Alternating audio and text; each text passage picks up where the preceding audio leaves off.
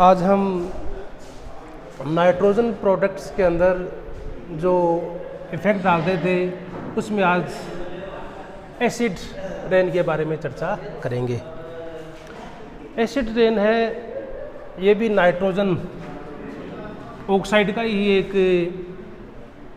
Product है जो एक सामान्यतः एक सेकेंडरी पोल्यूटेंट्स के रूप में भी इसको हम इंगित कर सकते हैं, क्योंकि एसिड रेन का जो निर्माण है वो विभिन्न प्रकार के पोल्यूटेंट्स जैसे carbon dioxide, sulphur oxide, nitrogen dioxide, ये जल के साथ रिएक्ट करके अलग अलग प्रकार के एसिड्स बनाते हैं। जैसे कार्बन डाइऑक्साइड जल के साथ क्रिया करके कार्बोनिक एसिड का निर्माण करता है, सल्फर डाइऑक्साइड का निर्माण होता है और नाइट्रोजन डाइऑक्साइड जल के साथ रिएक्ट करके नाइट्रिक अम्ल का निर्माण करता है।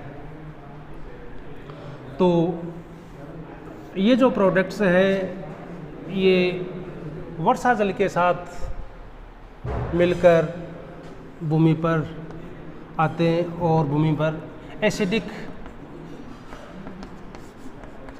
एक्टिविटीज़ में वृद्धि करते हैं। एसिड रेन है क्या चीज़, किसको कहा जाता है? वह पानी या वाटर जिनका पीएच वैल्यू 5.6 से कम होती है उसको एसिड रेन के नाम से जाना जाता है। लगातार इनका प्रदूषण बढ़ने के कारण एसिड रेन में भी वृद्धि हो रही है और जो फर्स्ट और जो सेकंड वर्षा होती है उसमें उसका जो पीएच है वो कम रहता है, वो एसिड रेन की तरफ इंगित करती हैं। अब देखें कि एनिमल्स और प्लांट्स के लिए इनके जो एडवर्स इफेक्ट या हानिकारक प्रभाव कौन कौन से, उनके बारे में हम देखें। एसिड रेन की जो एक्टिविटीज़ संपूर्ण विश्व इस क्रिया से प्रभावित है। इनके द्वारा एक तो जो फॉरेस्ट हैं, इनके अलावा विभिन्न प्रकार के जो पॉन्ड्स बने हुए हैं, जलाशय जो बने हुए हैं, इनके पीएच में निरंतर कमी आ रही है। जैसे हम बात करें स्वीडन, नॉर्वे, न्यूयॉर्क, इन स्थानों पर अत्यधिक एसिड रेन होने के कारण इनके जलाशयों का जो पीएच है वो कम हो चुका है। अब जलाशयों का पीएच कम होने के कारण यहाँ पर जो फिश कल्चर है या मछली पालन की जो क्रियाएं होती हैं वो कम हो गई हैं, क्योंकि अधिकांश जो फिश है उस एसिड रेन के कारण डेड हो चुकी हैं। इन जलाशयों का कब्रिस्तान के नाम से भी इनको हम इंगित कर सकते हैं, अर्थात इनको मछलियों का कब्रिस्तान भी कहा जा सकता है। इनके अलावा हम फॉरेस्ट की दृष्टि से बात करें तो जर्मनी का जो पश्चिमी बेल्ट है उसमें निरंतर वन है वो एसिड रेन से प्रभावित हो रहे हैं। वहाँ के जो फॉरेस्ट है वो लगातार नष्ट हो रहे हैं। लगभग 8% फॉरेस्ट जर्मनी के अंदर इस एसिड रेन से नष्ट हो चुके हैं और ये प्रक्रिया निरंतर बढ़ रही है। जिससे और भी नुकसान होने की संभावना बनी हुई है। इनके अलावा कुछ अन्य देश जैसे स्विट्ज़रलैंड, नीदरलैंड, इनके अंदर एग्रीकल्चर डिपार्टमेंट जो इसके ऊपर सबसे ज़्यादा नुकसानदायक प्रभाव इस एसिड रेन का हुआ है। वहाँ पर भी वनों का विनाश लगातार जारी है। इनके अलावा यूरोप के अंदर जो ब्रिटेन है, वहाँ पर सल्फर डाइऑक्साइड की अधिकता के कारण जो बर्फ होती है उसमें भी SO2 की अधिकता पाई जाती है, जो हानिकारक प्लांट्स और मनुष्य दोनों के लिए इनका हानिकारक प्रभाव पड़ता है। हम भारत की दृष्टि से बात करें तो भारत का जो मुंबई शहर है, प्रोफेसर वाग्ने के अकॉर्डिंग लगातार वहाँ पर एसिड रेन की अधिकता पाई जाती है। इनके अलावा बार्क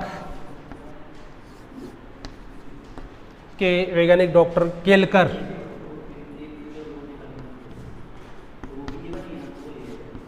एक डाटाज निकाले हैं, जिनमें कलकत्ता, जिनका pH सामान्यतः 5.80, हैदराबाद 5.73, मद्रास 5.85, दिल्ली 6.21, मुंबई 4.80। इन महानगरों का pH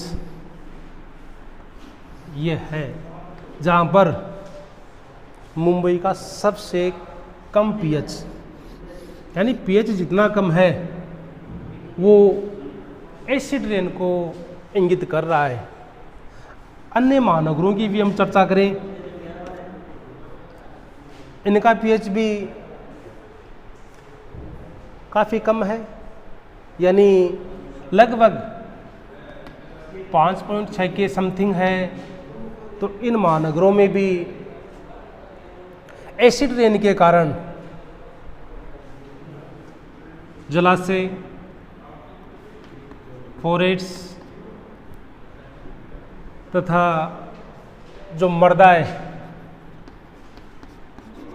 वो प्रभावित हो रहे हैं, जिसके कारण विभिन्न प्रकार के जीव और जो छोटे प्लांट्स होते हैं उनकी वृद्धि पर विपरीत प्रभाव पड़ता है। अब इन स्थानों के अलावा, क्योंकि sulphur dioxide and nitrogen dioxide इस प्रकार की ये गैसें हैं कि एक स्थान से दूसरे स्थानों पर भी अच्छी गति से मूव कर सकते हैं। ये आसानी से 100 से लेकर 300 किलोमीटर तक के स्थानों को भी ये घेर सकते हैं। उनके अंदर भी ये, जहाँ पर सामान्यतः विभिन्न प्रकार की इंडस्ट्रीज़ या अन्य प्रकार के उद्योग नहीं हैं, उन स्थानों के लिए भी ये नुकसानदायक बने हुए हैं। या जहाँ पर ऑटोमोबाइल्स अधिक हैं, उन स्थानों को हम छोड़ें तो सामान्य स्थानों की तरफ भी इनका नुकसान देखने को मिल सकता है। परंतु जिन स्थानों पर इन गैसों की अधिकता है वहाँ पर ये एसिड रेन बहुत अधिक मात्रा में मिल रही है।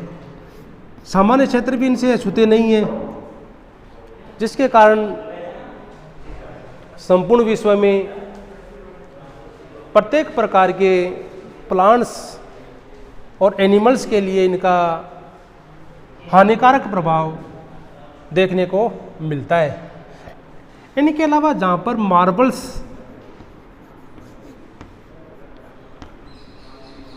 का उपयोग अधिक किया जाता है, वो एसिड रेन से आसानी से अपघटित हो जाता है तथा विभिन्न प्रकार के जो पुल होते हैं वो आयरन धातु से बनाए जाते हैं और आयरन धातु इस एसिड के साथ रिएक्ट करके अपने गुणों में, उनके गुणों में कमी हो जाती है और उनके अपघटित होने की संभावनाएं प्रबल हो जाती हैं।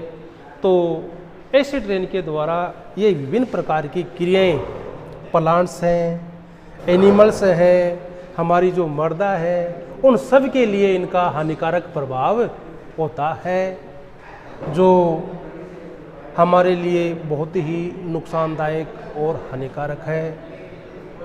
ओके, धन्यवाद।